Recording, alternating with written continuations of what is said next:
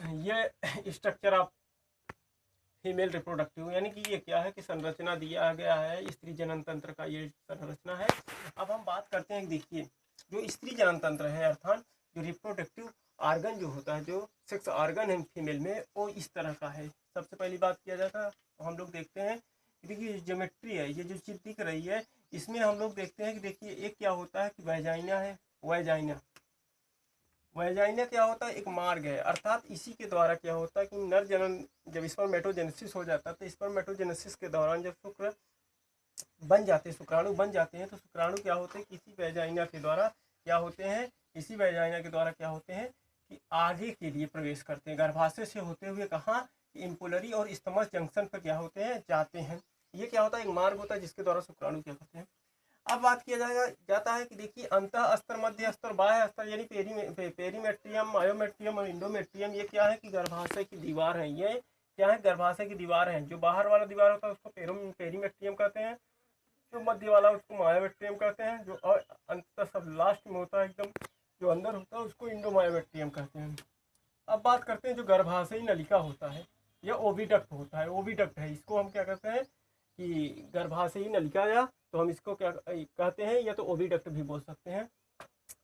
तो हम लोग बात करते हैं, देखिए जो अंडवाहिनी है, ये अंडवाहिनी यानी कि ओविडक्ट जो है, ये यहाँ से लेके यहाँ तक, तो फैलोपियन ट्यूब को 3 में कैटेगराइज कर दिया गया। इसके 3 भाग होते हैं, एक झालरदार की जिसे फिम्बरी कहते हैं, दूसरा एम्पुलरी है, तीसरा स्थिमस है। अब हम बात करते हैं कि अंडाशय की। अंडाशय जो होता है ये कितना होता है, तो अंडाशय मादा में 2 होते हैं। मादा में अंडाशय कितने होते हैं, 2 होते हैं, और ये कहाँ स्थिर होते हैं इसके बारे में बात करते हैं। तो पहले अंडाशय 2 होते हैं, और ये पेल्विक गाइडल यानी कि देह गुहा में यूट्रस के दोनों तरफ, देह गुहा में यूट्रस के दोनों तरफ, इधर भी और इधर भी दिख रहा है ना, ये क्या होते हैं भाई, प्रत्येक मादा में 2 अंडाशय होते हैं। प्रत्येक अंडाशय अंडाशय की बात किया जाए तो अंडाशय क्या होते हैं कि पेल्विक गाइडल में, देह गुहा में, गर्भाशय के दोनों तरफ तथा ओविडक्ट तथा अंडवाहिनी के नीचे मीजोवेरियम नामक झिल्ली से क्या होते हैं, वृक्क के पीछे, यानी मीजोवेरियम नामक झिल्ली से वृक्क के पीछे देह भित्ति में स्थित होते हैं। भाई दिख भी रहा है कि अंडाशय जो है, दोनों अंडाशय, ये अंडाशय पेल्विक गाइडल यानी कि देह गुहा में गर्भाशय के दोनों तरफ अंडवाहिनियों के नीचे मीजोवेरियम नामक झिल्ली से वृक्क के पीछे देह भित्ति में स्थित होते हैं। अब बात करते हैं कि अगर प्रत्येक अंडाशय की बात किया जाए तो प्रत्येक अंडाशय जो होता है प्रत्येक अंडाशय ओवेरियन लिगामेंट, अंडाशयी स्नायु, ओवेरियन लिगामेंट, स्नायु द्वारा गर्भाशय तथा अंडवाहिनियों से जुड़ा होता है। और अंडाशय की परिधि में क्या होते हैं कि इस अंडाशय की परिधि में क्या होते हैं, ग्रेफियन पुट्टिकाएं होती हैं, ग्रेफियन फॉलिकल होते हैं। यानी अंडाशय की परिधि में क्या होते हैं कि ग्रेफियन फॉलिकल होते हैं, और यही ग्रेफियन फॉलिकल क्या करते हैं कि मादा हार्मोन्स ईस्ट्रोजन तथा एफएसएच के क्या करते हैं कि स्राव करते हैं। एफएसएच का क्या करते हैं, स्राव है। तो ये बात बताई जा रही है कि देखिए एक बार फिर से बात हो जा रही है कि अंडाशय पेल्विक गाइडल में, देह गुहा में, गर्भाशय की दोनों तरफ, अंडवाहिनियों के नीचे मीजोवेरियम नामक झिल्ली से वृक्क के पीछे देह भित्ति में स्थित होते हैं। प्रत्येक अंडाशय स्नायु द्वारा, ओवेरियन लिगामेंट द्वारा, गर्भाशय से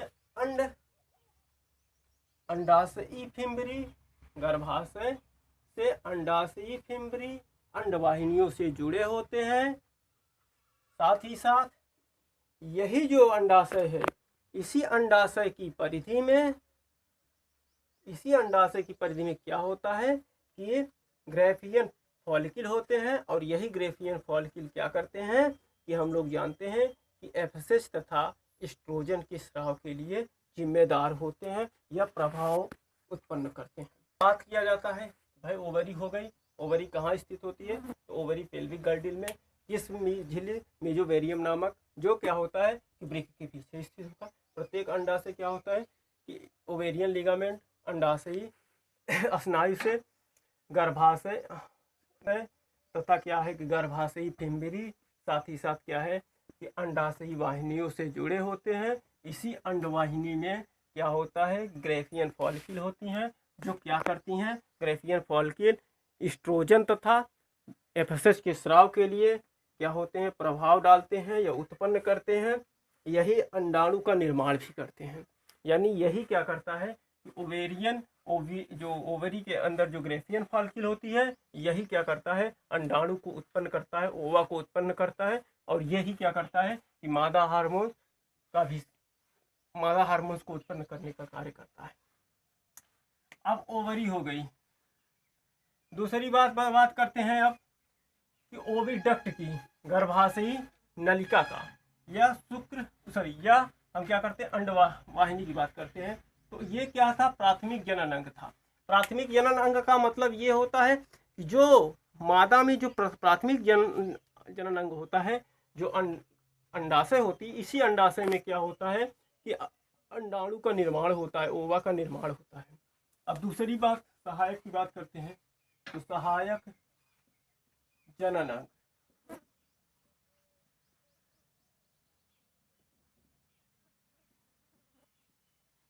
लेकिन एक बात और है कि इसी अंडाशय में, यानी अंडाशय में क्या होता है कि 3 परतें होती हैं।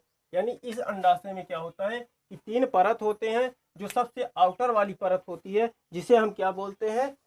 यानी कि जो सबसे पेरिटोनियम बोलते हैं।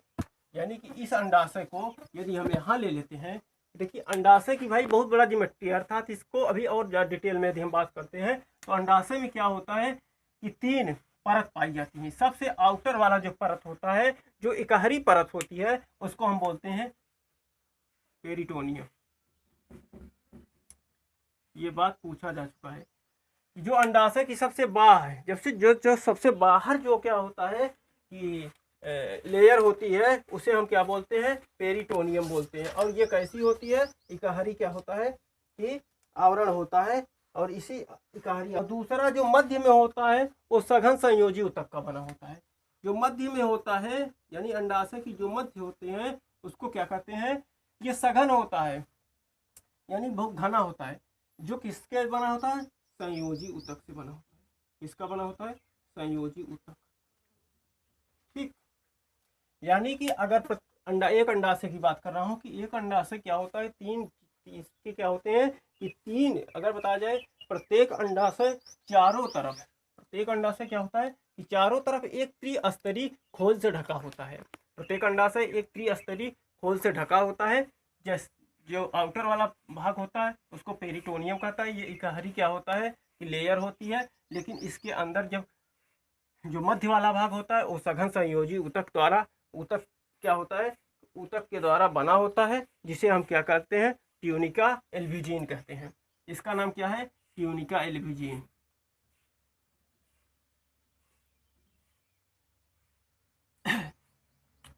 जीनिया। बात हम लोगों को समझना है यहाँ पे कि स्थिति तो बता दिया कि भाई कहाँ स्थित होता है, किससे बना होता है। तो मेजोवेरियम बताई गई, उसके बाद बताया गया इसमें क्या होता है? ओवेरियन लिगामेंट होता है, जो गर्भाशयी फिम्बरी तथा अंडवाहिनियों से जुड़े होते हैं। बात बताया गया इसी अंडवाहिनी में क्या होता है कि एक जो होते हैं एक क्या होते हैं कि जो है ग्रेफियन पुटिकाएँ होती हैं। यही ग्रेफियन पुटिकाएँ क्या करती हैं? मादा हार्मोन से जो है एफएसएच तथा क्या है एस्ट्रोजन के स्राव को प्रभावित करते हैं। दूसरी बात बताइए कि प्रत्येक अंडाशय क्या होता है कि अगर चारों तरफ से एक त्रिस्तरीय खोल से घिरी होती हैं, जो बाहरी वाला इकहरी जो झिल्ली होती है, जो गहरा आवरण होता है, जिसे पेरिटोनियम बोलते हैं, तो पेरिटोनियम होता है। इसके कार्य भी आगे बताए जाएंगे। और दूसरा जो है ट्यूनिका एल्ब्यूजिन है, जो सघन संयोजी ऊतक मध्य में होता है। और लास्ट में जो होता है, एकदम जो लास्ट में होते हैं, उनका नाम है उसके बारे में हम बात करते हैं। जो लास्ट में जो होता है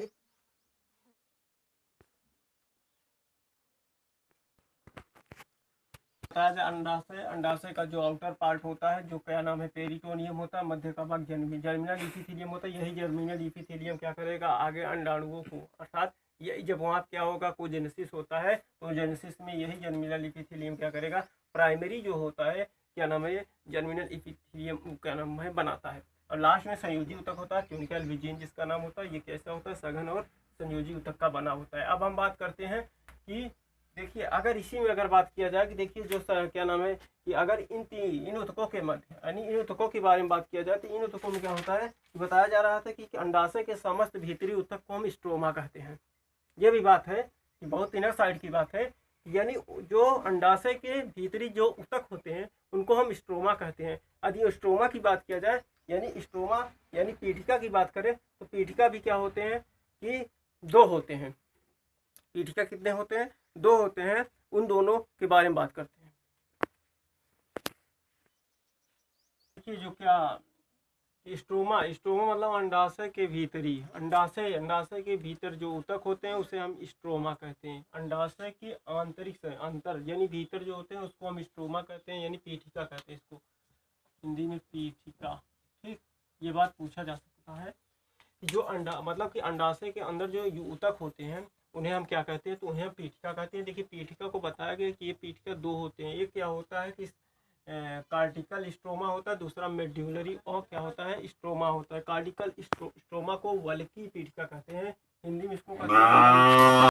तो स्ट्रोमा पीठिका क्या होता है, अंडाशय के भीतर जो ऊतक होते हैं उसे स्ट्रोमा कहते हैं, पीठिका कहते हैं। पीठिका जो होती है दो होती है, यानी कि एक क्या होता है कि कार्टिकल स्ट्रोमा होता है, दूसरा क्या होता है मेड्यूलरी क्या नाम है, स्ट्रोमा होता है। कार्टिकल स्ट्रोमा जो होता है इसको हम लोग समझते हैं कि देखिए जो कार्टिकल स्ट्रोमा होता है ये होता कैसे, ये मोटी तथा सघन, मोटी सघन, और ये दो, एक रेटिकुलर तंतु, दूसरा क्या है तर्करूपी संयोजी ऊतक कोशिकाओं। ठीक, क्या है कि रेटिकुलर तंतु, दूसरा क्या है तर्करूपी संयोजी ऊतक। और मध्यस्थ पीठिका क्या होता है, ये जो होता है पीले पदार्थ, पीले इलास्टिक तंतुओं, आरेखित पेशियां, और इसमें रुधिर वाहिनियों की प्रचुर मात्रा होती है। मेड्यूलरी जो स्ट्रोमा होता है यानी कि मध्यस्थ जो पीठिका होती है, इसमें क्या होता है कि पीले इलास्टिक तंतुओं, अरेखित पेशियां तथा रुधिर वाहिनियों की प्रचुर क्या होती है, मात्रा होती है। और वल्की पीठिका में क्या होता है कि एक क्या होता है कि अंडाशयी पुटिका होती है, यानी कि वल्की पीठिका में एक अंडाशयी पुटिका होती है, जो क्या करता है कि इसी अंडाशयी पीठिका में क्या होता है कि अंड जनन प्रक्रिया द्वारा अंडाणुओं का क्या होता है, निर्माण होता है। ये बात बताई जा रही है कि हम लोग स्ट्रोमा की बात करते हैं। अंडाशय के भीतर जो ऊतक होते हैं उनको हम स्ट्रोमा या पीठिका कहते हैं। पीठिका मेनली टू टाइप का होता है। जो वल्की पीठिका होता है, वल्की पीठिका मोटी सघन रेटिकुलर तंतु तथा क्या होता है तर्करूपी संयोजी कोशिकाओं से, और तथा जो आपका मध्यस्थ पीठिका है ये क्या होता है, पीले, यहाँ पे लिख देते हैं पीला होती है, पीले इलास्टिक तंतुओं, अरेखित पेशियों तथा इसमें जो होते हैं ब्लड वेसल्स जो होती हैं उनकी क्या होती है कि मात्रा अधिक होती है, प्रचुर मात्रा होती है। और जो वल्की पीठिका होता है, इसी वल्की पीठिका में क्या होते हैं कि एक गोली सी क्या होती है, एक गोली सी अंडाशयी पुटिका होता है। यही अंडाशयी पुटिका यह माना जा सकता है, इसी पुटिका में क्या होता है कि ऊजेनेसिस के द्वारा क्या होता है कि ओवा का निर्माण होता है, यानी अंड जनन प्रक्रिया द्वारा अंडाणुओं का निर्माण यहाँ होता है। अब हम बात करते हैं ओविडक्ट की,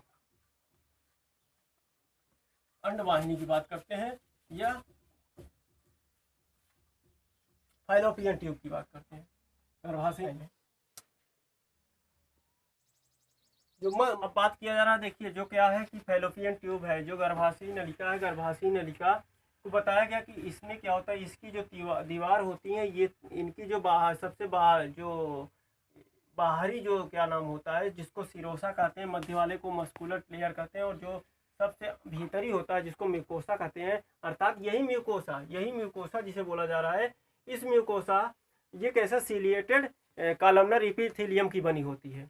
यही म्यूकोसा क्या होता है, जो एकदम अंतर जो भीतरी मतलब भीतरी दीवार होती है फैलोपियन ट्यूब की, ये क्या करता है कि सिलिएटेड, लिख देता हूँ, सिलिएटेड कॉलमनर इपिथीलियम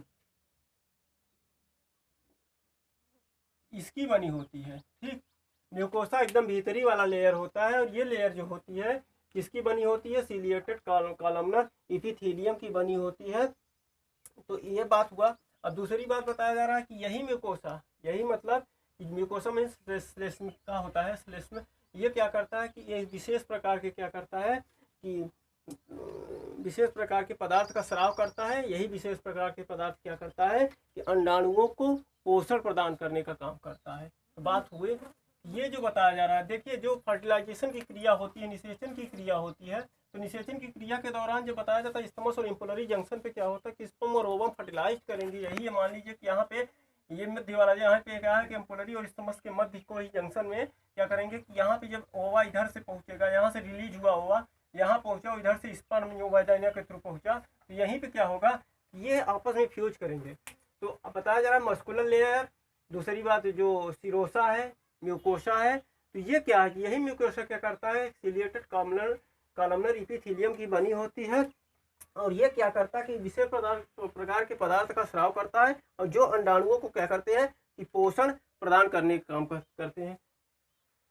इसको बोलते हैं रोमाभ स्तंभी इपिथीलियम। हिंदी में अगर बात किया जाए तो इसको बोलते हैं रोमाभ स्तंभी इपिथीलियम बोला जाता है और म्यूकोसा को श्लेष्मिका बोला जाता है और जो आपका लास्ट वाला है उसको सीरमी कला कहते हैं, सिरोसा को सीरमी कला कहते हैं। इसमें सिलिएटेड कॉलमनर इपिथीलियम को ध्यान देना है। तो एक बार अगर हम फिर से बात अगर दोहरा लेते हैं, गर्भाशय नलिका क्या होता है, एक जोड़ी होता है जो पतली तथा कुंडलित होती है। ये क्या करता है अंडाशय को गर्भाशय से जोड़ने का काम करता है। बताया जा रहा प्रत्येक क्या होता है कि गर्भाशयी नलिका में 3 दीवारें होती हैं। यह बात करते हैं कि इनकी दीवारों की जो सबसे भीतरी दीवार होता है उसको सिलिएटेड कॉलमनर इपिथीलियम की बनी होती है, वो सिलिएटेड कॉलमनर इपिथीलियम की बनी होती है और जिसे हम म्यूकोसा कहते हैं। यही म्यूकोसा एक विशेष प्रकार के पदार्थ का स्राव करता है जो अंडाणुओं को पोषण प्रदान करने का। मध्य वाले को मस्कुलर लेयर कहते हैं, इसको सिरोसा कहते हैं, सीरमी कला कहते हैं। अब दूसरी जो सहायक अंग है, अब उसके बारे में हम बात करते हैं, वो है गर्भाशय यूट्रस। अब देखिए यूट्रस की यदि बात करते हैं तो यूट्रस को बताया गया। देखिए यूट्रस क्या होता है कि ये दिख रहा है, इस यूट्रस में क्या होता है भ्रूण का, अर्थात बताया जा रहा है कि जब क्या होता है मेरुला ब्लास्टुला बनेंगे तत्पश्चात यानी 7 दिन बाद जब यहाँ यूट्रस में क्या होगा यही स्पर्म और ओवम जब फर्टिलाइज करेंगे, जाइगोट बनाएंगे, जाइगोट से क्या होगा बार बार क्या होगा कि कोशिका विभाजन होगी। तो कोशिका विभाजन के फलस्वरूप जब क्या होगा मेरुला ब्लास्टुला ब्लास्टोसिस्ट, तो तत्पश्चात ये क्या होगा इसी गर्भाशय में आएंगे। और इस गर्भाशय में क्या होता है कि जो जब आएंगे तो यहाँ पे बताया जा रहा है धीरे धीरे क्या होगी प्रक्रिया आगे बढ़ेगी। आगे प्रक्रिया बढ़ने के साथ ही साथ क्या होगा इसी यूट्रस में यानी कि क्या होता है कि फ्यूटस जो होता है उसका क्या होता है निर्माण होता है, ये बात बताई जा रही है। तो हम लोग बात करते हैं तो गर्भाशय ये क्या इसी थैलीनुमा संरचना है। गर्भाशय एक पेशी थैलीनुमा संरचना है जिसमें भ्रूण का विकास होता है। लेकिन अगर और बात किया जाए तो जो गर्भाशय होता है ये पेल्विक गर्डिल में श्रेणी गुहा में, ये पेल्विक गर्डिल में मेसेंट्री तथा लिगामेंट द्वारा यानी मेसेंट्री तथा लिगामेंट द्वारा सधी होती है, अर्थात बनी होती है, जो लगभग क्या होता है 5.5 सेंटीमीटर लंबी, 3.5 सेंटीमीटर मोटी और 5 सेंटीमीटर चौड़ी खोखला शंखाकार क्या होता है खोखला अंग होता है। अब पेशी थैलीनुमा संरचना है। दूसरी बात इसमें क्या होता है भ्रूणी विकास होता है। तीसरी बात ये बताई जा रही है कि देखिए यह पेल्विक गर्डिल में, इसको कंसंट्रेट करना ध्यान देना है कि ये पेल्विक गर्डिल में मेसेंट्री तथा लिगामेंट।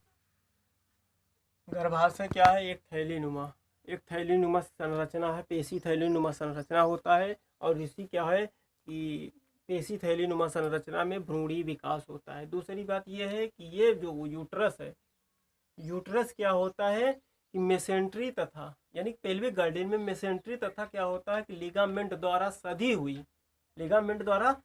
हुई लगभग 7.5 सेंटीमीटर लंबी, 3 सेंटीमीटर क्या होता है कि मोटी तथा 5 सेंटीमीटर क्या होता है कि चौड़ी खोखला शंक्वाकार अंग होता है। अब बात किया जाए कि देखिए जो यूट्रस है, यूट्रस को अगर बात किया जाए तो यूट्रस का जो ये ऊपर गुंबज वाला आकार है, गुंबदाकार है, इसको हम फंडस बोलते हैं। यानी ऐसी संरचना है इसको हम फंडस बोलते हैं। और जो यानी जो कैसा शेप होता है जो हमने देखा कि जो क्या है डोम शेप है यानी गुंबद के आकार का है, उसे हम बोलते हैं फंडस। और दूसरा यहाँ पे जो है मध्य वाला जो है उसको हम बॉडी बोलते हैं, और जो लास्ट में है उसको हम बोलते हैं सेर्विक्स, ग्रीवा।